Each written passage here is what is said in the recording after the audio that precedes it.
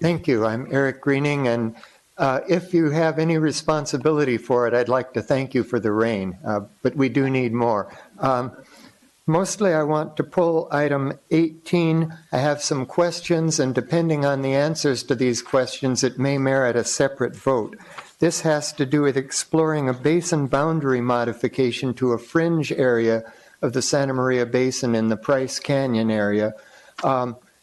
Apparently, it's stated that there is some evidence that calls for this. First question is, was that evidence available at the time that it designated by SGMA for boundary modifications to be requested and decided by the DWR? Because we went through that time and it is now passed. Second, I would just like to see some citations. If there's a claim that there's some evidence, something that either links to or at least references studies that show that evidence.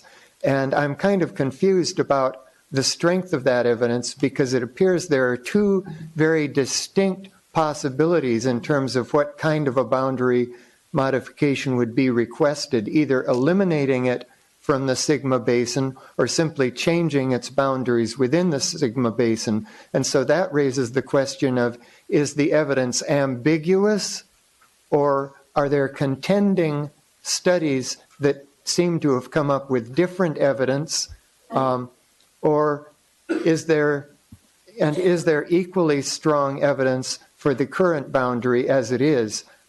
It would be good to know these sorts of things before we start moving forward with the process of actually requesting a change with the DWR, because we'd be wanting to stand on that request. So it may be that if it's even timely, and I thought that in SGMA the time for these requests is past, if it's even timely, and if the evidence is ambiguous enough that we're not even quite sure what we're going to ask for, perhaps what is in order right now is a more detailed study to find out what we truly should be asking for, if anything. And then finally, I would just like to know with what entity did this request start? In other words, is there some particular motivation behind it, whether it's a development interest wanting to do something in the Price Canyon area, or the oil industry upstream, or why this? Why now? A couple of years ago, there was a designated opportunity for this sort of request, and nothing was heard. So lots of questions. And as I say, this may rise to the level of a separate vote. I don't see why this process should be beginning right now. Thank you. Thank you. Charles Varney will be followed by Mike Brown.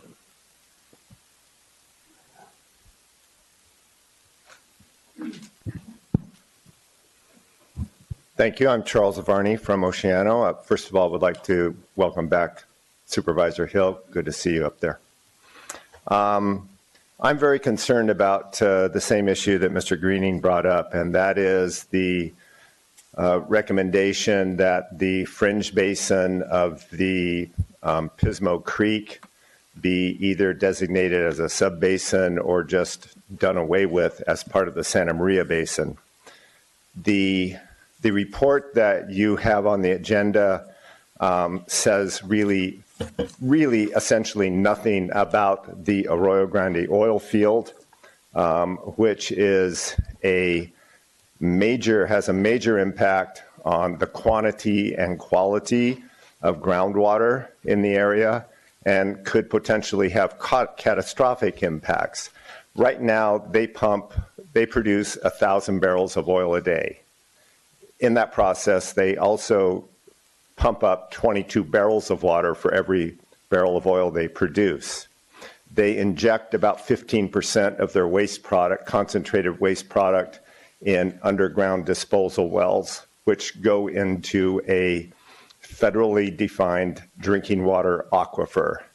They do this without a permit from the EPA. They are out of compliance, and they operate under a conditional use permit granted by the Board of Supervisors.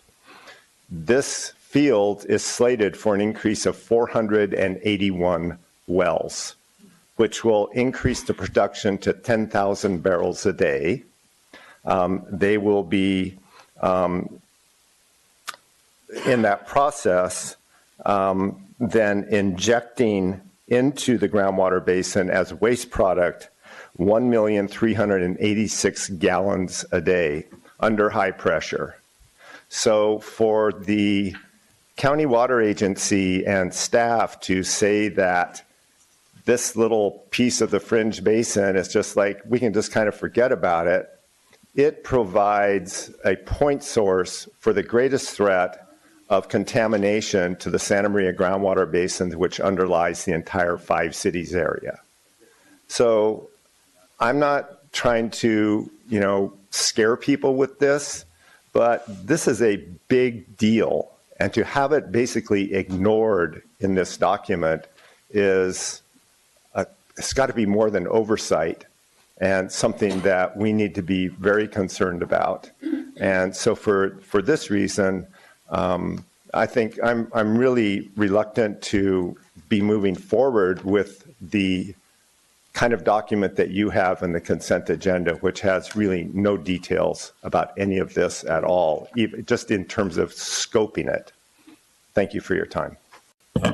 So is Carolyn here? I don't. Very good, thank you.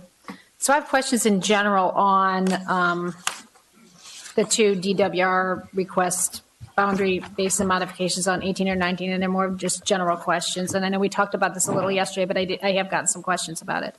So I want to understand, is today just we are saying, if we approve this, that we're going to take a stab at modifying the boundaries, but the boundaries are not exact yet. Is that correct? Because I know when I looked at the map, I had questions yesterday about, what exactly is the area. So is it determined or not determined at this point in our vote today? Correct. Carolyn Berg, County Public Works.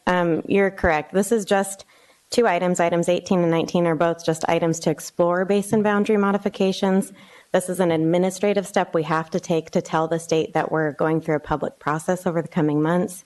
And we're not definitive on which approach we'll take in the various fringe areas throughout the basin and what boundary modifications. So is it a possibility they couldn't change at all based on the 118? If we decide after this, I guess you're going to get input. If we decide after this process they aren't going to change, we could still pull out. This isn't saying for sure we're going to change them, is it? Correct, yeah. In both staff reports, it defines a timeline. We'll be back to the county board on June 5th to do an actual hearing as required by the state, where you would have the final action to either send our basin boundary modification request forward to the state or not. So we would know the exact boundaries if there were some proposed boundary modifications at that point, but right now, no. Yes, at that time we'll have better maps and descriptions of the final proposed boundary changes. So is there a general feeling, or I guess what's your thought on this, if something is within a boundary, it has stricter water restrictions and guidelines, or as opposed to if it's not in the boundary, is that a legitimate concern, or do we still have the same agencies that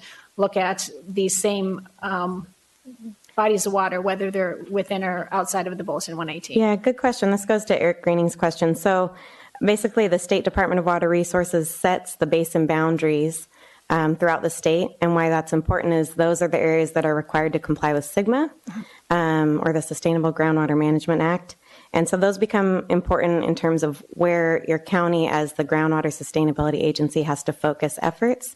However, of course, as you're describing, there are additional authorities on top of that. The county is the land use agency, Regional Water Quality Control Board still has its jurisdictions, and a number of other entities. So this is just one layer of water management that we're trying to define the basin boundaries and make them the most accurate based on the science we have available. So are there, I guess I'm still unclear on, are there more protections if you're in a SGMA boundary versus out of a SGMA boundary for water control issues?